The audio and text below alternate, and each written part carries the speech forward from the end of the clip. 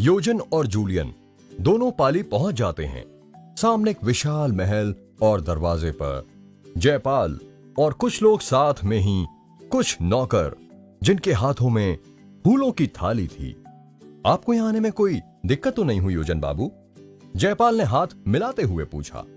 जी नहीं, योजन ने भी हाथ मिलाते हुए जवाब दिया। जयपाल वहां अपने माता पिता और फिर अपने दोस्तों से मिलवाता है। ये मेरे माता पिता और ये मेरे दोस्त साक्षी, सौंदर्या, सूरज, धर्म और ये मेरी होने वाली धर्म पत्नी वसुंधरा है। और ये मेरे लंदन के दोस्त और एक लेखक योजन और उनकी पत्नी जूलियन है। शाम हो चुकी थी। सभी खाना खाकर बाहर गार्डन में बैठ जाते हैं। तभी जयपाल कहता है कि आपकी किताबों में अक्सर आपके दोस्त सभी बैठकर भूतों से जुड़ी कहानियां सुनाते हैं और जिसकी कहानी खराब लगती है उसे फिर एक काम करना पड़ता है। क्या हम सभी वही खेल खेलें? मुझे लगता है हमें ऐसा नहीं करना चाहिए, क्योंकि उस खेल में असली में हम लोगों के ऊपर एक भूतनी ने हमला किया था। योजन ने घबरा कर कहा। यहां कोई भूत नहीं है, साक्षी ने हंसते हुए कहा। सूरज हंसकर कहता है कि ये खेल अच्छा लग रहा है, चलो खेलते हैं। तभी उसकी बातों में हामी भरते हैं। सौंदर्या कहती है कि चलो फिर शुरुआत मैं करती हूं। ये कहानी काल्पनिक है तो ज्यादा दिल पर मत लेना। मेरा नाम सौंदर्या है। मेरे पिता अनाज और बीज बेचते हैं। आज मैं उस घटना के बारे में बताने जा रही हूं जिस वजह से मेरी बहन बर्बाद हो गई। मुझे याद है, हम दोनों बहनें 11वीं कक्षा में बालुवा कन्याशाला में पढ़ती थीं। हम दोनों जुड़वा बहनें होने के कारण हमेशा लोगों में चर्चा का विषय बनी रहती थी। एक दिन करीब 11 बजे हमारी छुट्टी हो गई। हम दोनों बहनें स्कूल के कंपाउंड में थीं। तभी मेरी बहन भावना बाथरूम गई। करीब 15 मिनट हुए लेकिन वो वापस नहीं लौटी। तब मुझे चिंता हुई। मैं पता लगाने के लिए बाथरूम की ओर गई। वहां का नजारा देखकर मेरी रूह कांप गई। मैंने देखा भावना वॉश बेसिन की दीवार से सटकर बैठी हुई थी। उसके सिर से खून बह रहा था और कोई अजीब सी पहाड़ी आकृति उसके सिर से बहता खून चूस रही थी। एक पल में स्तब्ध होकर वो नजारा देखती रही। फिर मेरी दर्दनाक चीख निकल गई। तब प्योन और कुछ टीचर्स वहां दौड़ आए। मैं तुरंत उन्हें उस घटना के बारे में बताने लगी, लेकिन उस वक्त तक वहां मेरी बहन भावना के अलावा कोई नहीं था। वो गुमसुम सी बैठी हुई थी। सबने उससे पूछा कि आखिर वहां हुआ क्या था, लेकिन वो कुछ भी नहीं बोली। वहां पर आए हुए सब लोगों ने पहले तो भावना के फिसल जाने का तर्क निकाला और उसके बाद उन्होंने उल्टा मुझे ही कसूरवार बताना शुरू कर दिया। उन्हें लगता था कि शायद हम दोनों बहनों में मारपीट या झगड़ा हुआ होगा, उसी वजह से भावना को चोट लगी होगी। उसके बाद हम दोनों बहनें स्कूल से घर लौटी तो माँ पापा ने भी उससे खूब पूछा, लेकिन भावना जैसे दूसरी दुनिया में ही जी रही थी। देर रात को भी वो बार बार उठकर घर के बाहर बैठ जाती। स्कूल में भी उसका बर्ताव अजीब हो गया था। टीचर्स कुछ भी कहें तो वो पढ़ाई नहीं करती, उल्टा उन्हें घूरती रहती। एक बार क्लास में भावना अकेली बैठी थी। मैंने सोचा उससे बात करूं। मैं कैंटीन से कुछ नाश्ता लेकर उसके पास जाने लगी। मैंने देखा भावना खिड़की के बाहर देखकर हंसे जा रही थी और अपने होठ बड़बड़ा रही थी। अब मेरी धड़कनें बढ़ चुकी थीं। मैंने डरते डरते उसके पीछे जाकर खिड़की की ओर नजर घुमाई तो मुझे वही रहस्यमय आकृतिनुमा इंसान दूर खड़ा दिखाई दिया जो बाथरूम में भावना के सिर के घाव से खून चूस रहा था। वो डरावना नजारा देखकर मेरे हाथ से नाश्ता वहीं गिर गया। तभी फौरन भावना मेरी ओर मुड़ी। उसके चेहरे पर बेहद गुस्सा था। उसने दौड़कर मुझे पाल से पकड़ लिया। अगले ही पल मैं जमीन पर थी। आप यकीन नहीं करेंगे, भावना ने उसे मेरे चेहरे पर 3 बार काटा।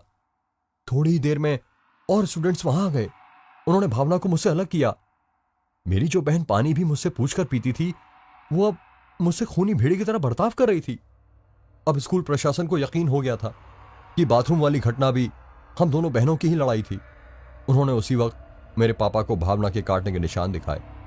बात बड़ी साफ थी, वो लोग नहीं चाहते थे कि हम दोनों एक स्कूल में रहें। पापा ने उसी वक्त भावना को हॉस्टल भेजने का निर्णय लिया। मैंने उन्हें और स्कूल प्रशासन को खूब समझाया, लेकिन मेरी हकीकत पर किसी को विश्वास नहीं था।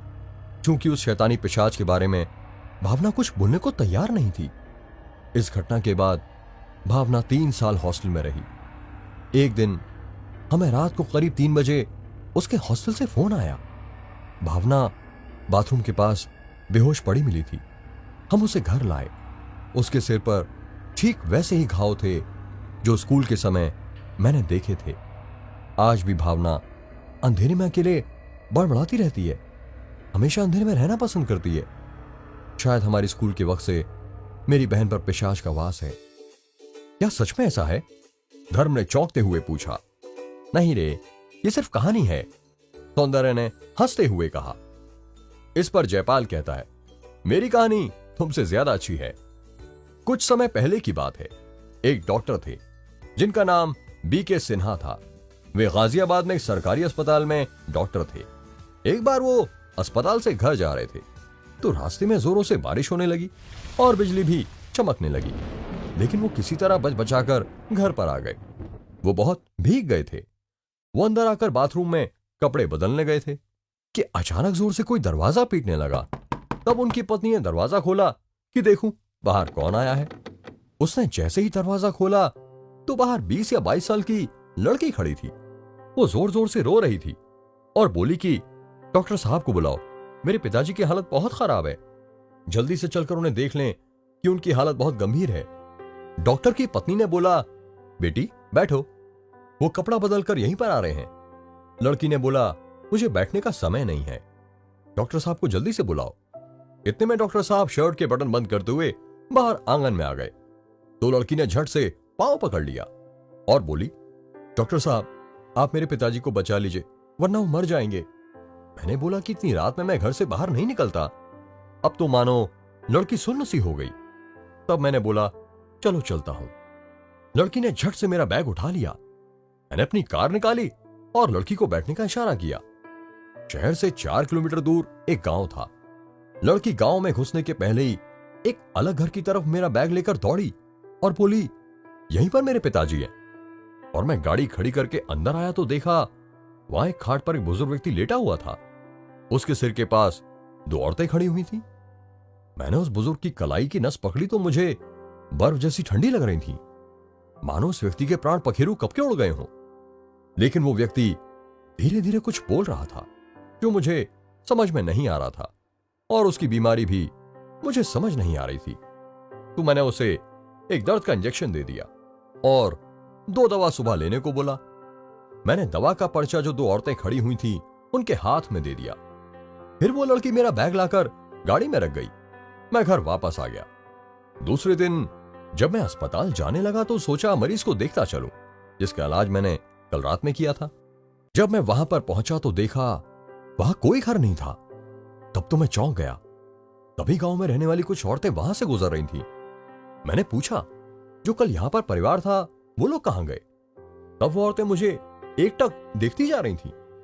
उनमें से एक औरत ने बोला, आपकी किस्मत अच्छी है जो आप बच गए। उस बुजुर्ग व्यक्ति का इलाज किया नहीं तो आज आप जीवित ना होते। मैंने पूछा, क्यों? औरत ने बोला, यहां पर कुछ दिन पहले एक परिवार रहा करता था जिसके ऊपर घर गिरने से सबके सब दबकर मर गए और वो कभी कभी किसी किसी को देखते हैं, लेकिन जब वो लड़की किसी को बुलाकर लाती है और कोई भी डॉक्टर आने से मना कर देता है तो वो उसको अपने साथ अपनी दुनिया में ही ले जाती है। और यहां पर खंडहर के अलावा कुछ नहीं है। गांव से कुछ ही दूरी पर है। कुछ दिन बाद मेरा ट्रांसफर लखनऊ में हो गया तो मैंने ये बातें अपने परिवार को बताई। आज मैं जब भी उस किस्से के बारे में सोचता हूं तो मेरे हाथ पैर ठंडे हो जाते हैं, दिमाग काम करना बंद कर देता है, क्योंकि मैंने साक्षात प्रेतों को देखा था। कहानी काफी अच्छी थी, सभी एक साथ कहते हैं। सभी जूलियन की तरफ देखते हैं तो जूलियन कहती है कि वैसे तो मुझे कोई कहानी याद नहीं है, लेकिन हाल ही में मैंने व्हाइट हाउस के बारे में पढ़ा है तो मैं तुम लोगों को वही बता देती हूं। इतना कहकर जूलियन कहती है कि संसार के सबसे शक्तिशाली, समृद्ध और विकसित देश अमेरिका को नश्वरवादी विचारधारा में गिना जाता है। उनकी दृष्टि में ईश्वर व भूत प्रेतों के वजूद पर विश्वास ही नहीं किया जाता है, मगर इस धारणा को अस्वीकार कर देने के लिए अमेरिकी राष्ट्रपतियों का सरकारी भवन व्हाइट हाउस ही काफी है, जहां हमेशा कम से कम 7 भूत सदा से निवास करते आए हैं। अनेक बार तो कई अमेरिकी राष्ट्रपति भी इनको कभी ना कभी देख चुके हैं।